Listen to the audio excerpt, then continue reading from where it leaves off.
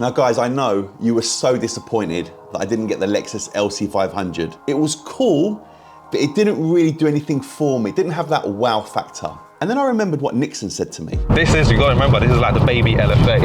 Everything that was in the LFA itself has been put into here. But you can't tell me this is the baby LFA and expect me to be cool with it. You guys know I had to go for the big boy car and let the salesman know we don't do things by halves here.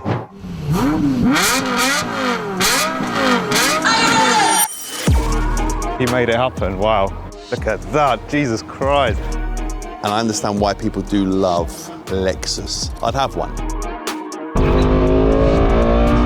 Sounds amazing. I need a favor. See what I mean? You've noticed already the difference. Yeah. I don't know what to say, man. I'm still a bit shaking it. As you guys know, I'm still looking for an £80,000 car. And the same comment keeps reappearing. Lexus this, Lexus that, Lexus. So I wanted to see the LFA. Now this car brand new was £350,000. And I was thinking, after 14 years, it's got to be worth around £80,000. So I looked online to see what the fuss was about. And how wrong was I? It's £1 million. What? There's got to be something wrong here. But there's no other cars online anywhere. These cars are really rare. Let me try and call this dealer and see why this car is so rare and if maybe I can get a test drive. Welcome to the O2 messaging service. Okay, let's scrap that. And then I remembered my friend VJ owns an LFA who was also on my TV show, and he has a lovely fleet of cars, including the Pagani. So I hit him up and asked him very nicely. Yo, VJ, it's Jan. What's happening, bro? Hope you're well. I need a favor. And he replied instantly. No problem, Jan. The car's at Torque Point in Leighton Buzzard. Go there, and my friend Ibby will meet you there as well. Okay. So we're gonna go to Torque Point in Leighton Buzzard. I think that's up the M1. Meet Ibby.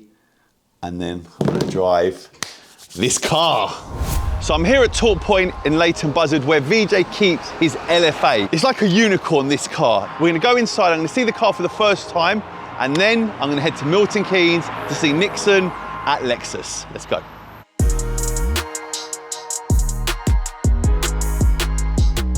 I had a quick chat with the salesman, Shahid. Right, so first of all, talk to me about this place. We sell high-end cars, performance cars. Talk to me about this LFA. You won't really see these around anywhere. 4.8 V10, people say it sounds like an F1 car. VJ's got quite a few cars. He's also got a 918. He's also got the old school Toyota Supra. I think this is his baby though, isn't it? When you own a car like this, like even his Pagani, really special. Realistically, what is this car worth? Is it £1 million?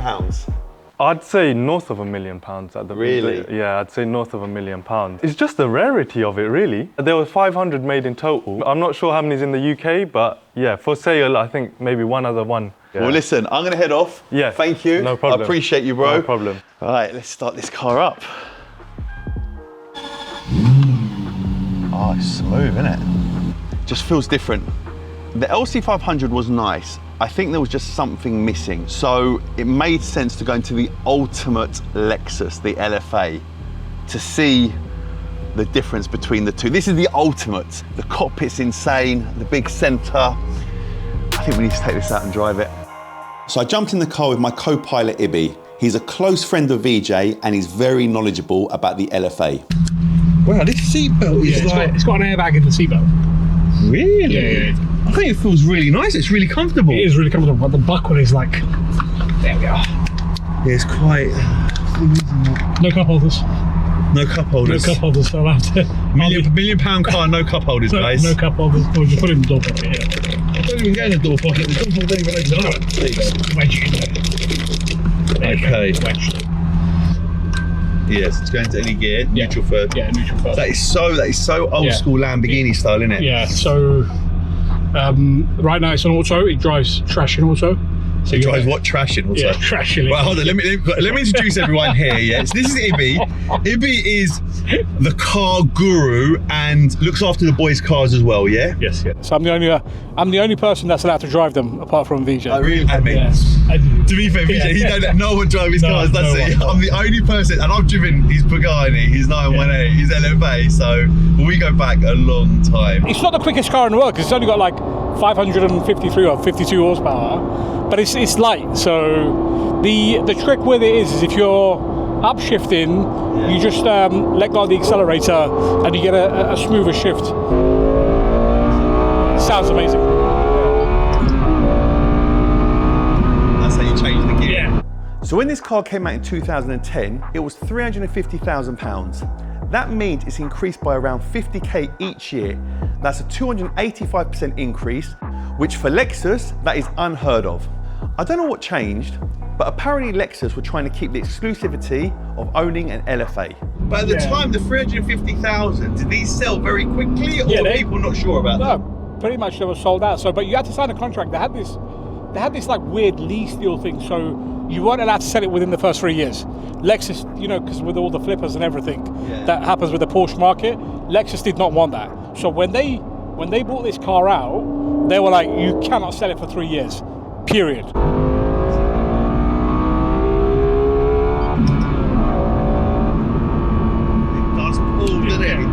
It's a light car, that's why. That's it. It's the weight that kind of saves it. Everyone wanted me to get that LC500. It was missing something. But you've seen the video, right? With Matt Watson. No, on Carwell. Yeah, have you not seen it? Well, did it race this? Yeah, this, yeah. I drove it. And what one? I'm the guy with the yellow helmet. I killed him. I smoked it. It's a nice car, but it's not nice special car. enough. This excitement. This is fun. Yeah. But That's I'm looking for an 80 grand car, not a £1 million car. Yeah. So, I mean, the best way to buy one now is basically an auction. We arrived at Lexus to show Nixon the LFA. He hadn't seen one before, so it was only right I paid him a visit. Look at that, Jesus Christ. Mate, this is the first time I'm seeing one myself. Yeah, never got a chance to, and there we go, he made it happen. Wow, unbelievable, look at that. Mate, like, I'm feeling something inside me, do you know, like my spine is tingling. I don't know what to say. I'm gobsmacked. Hello Nixon, how are you? You well? You good? Very well, nice to see you again. Yeah, mate, what do you think? The LC500 was missing something. Yeah, it's got it here. This is, listen, granted, forget it's £1 million. Yeah. It's 350,000 versus, what's it, 120? A new LC500? Yeah, at that time, absolutely. At that time, so 120 versus 350, there's a 200 grand, 230 grand difference. So when that came out, a lot of people were quite shocked to know that was just touching 350. Yeah. But then saying, no, look, out of the 500 they're made, it's £1 million for you to get even one now. If you're lucky to get $1 million, and you can charge what you want. Well, Have you seen one of these in person? No, this is my first time. That's why I'm just like, you know, I'm kind of shaking myself. I'm genuinely like, I can just feel it from my whole body, you know. It just feels wow. It feels wow, it feels special. I get it with this car. I didn't get it with the LC500. And I understand why people do love Lexus. If it was 80 grand, 100 grand, I'd buy one. Yes, I know it's £1 million, but what I'm talking about is in perspective basis, like the LC500 is £80,000. If this was maybe £120,000, I'd have one.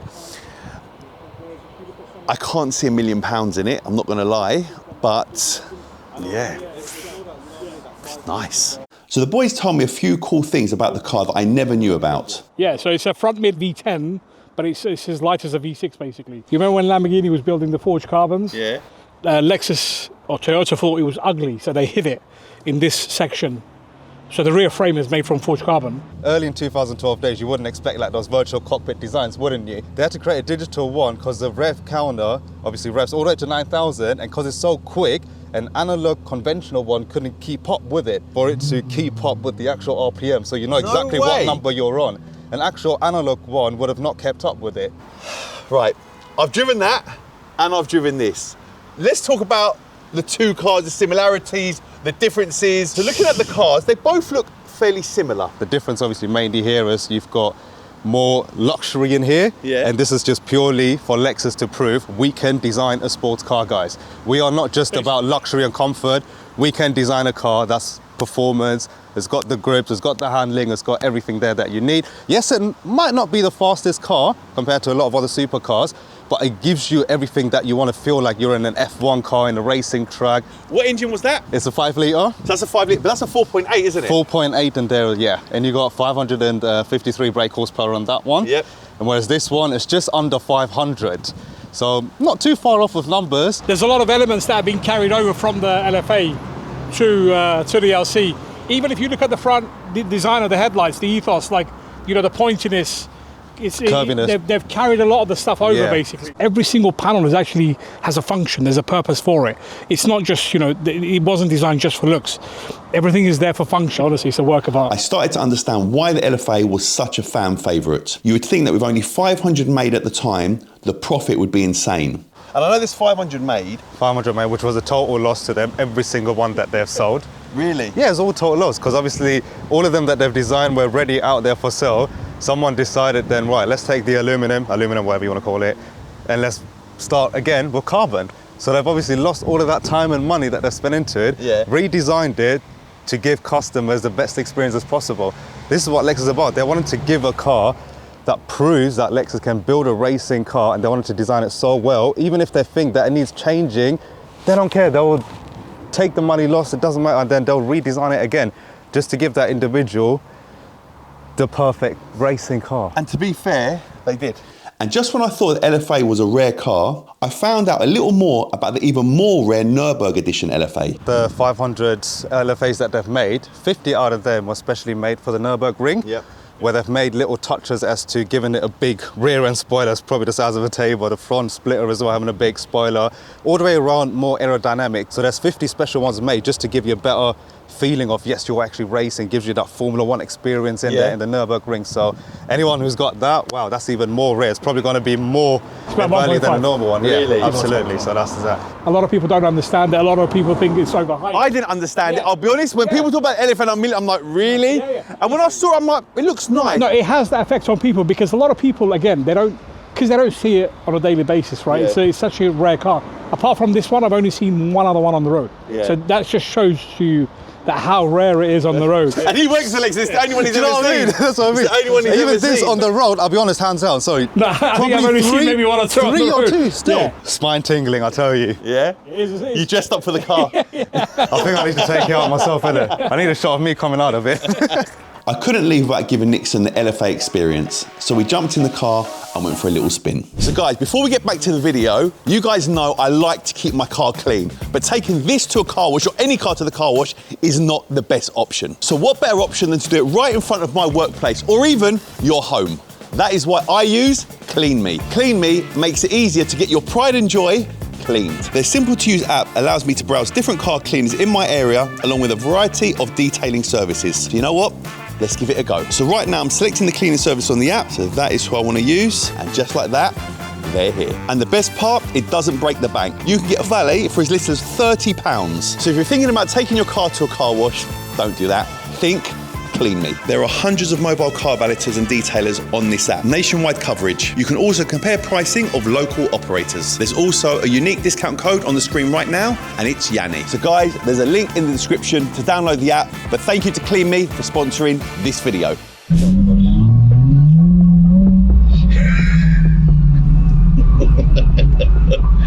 See what I mean? Look, you've noticed already the difference. Yeah. Immediately, just that one little push, isn't it? That little pull just gives you the whole different, that wow factor that was missing. I can understand.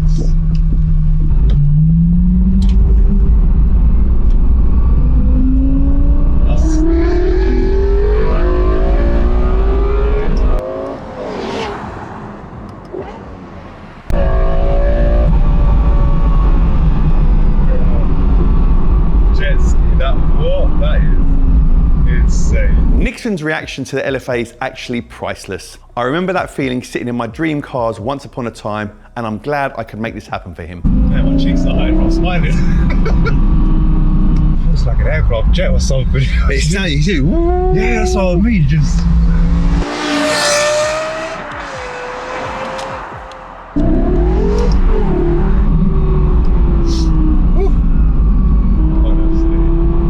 Once in a lifetime for you to be in this, you know.